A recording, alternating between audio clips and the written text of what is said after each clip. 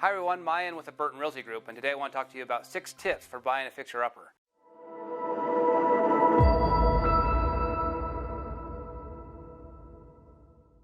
This is one of those hot topics I get asked about all the time. People wanting to buy fixer-uppers or properties that needs a little bit of work so they can gain an advantage as far as getting the return on investment.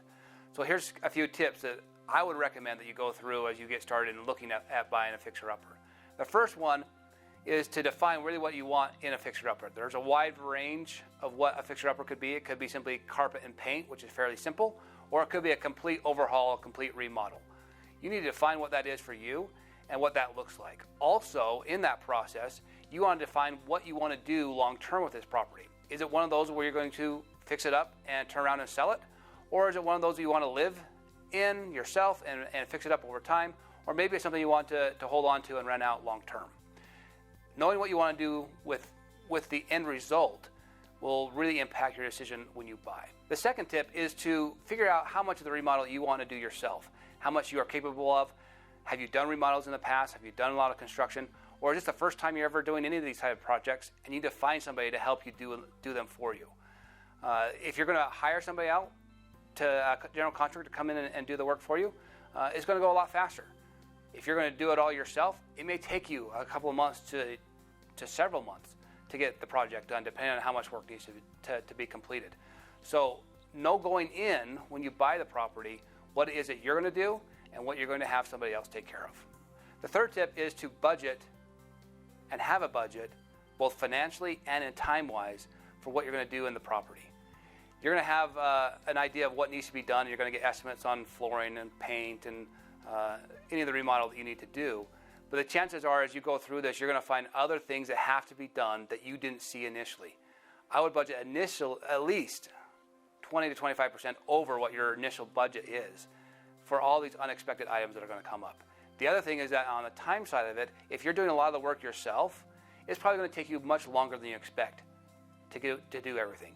Whether it's delays that you find because of additional projects that have to be done, or getting materials or getting additional labor if you need to bring other people in to help you out.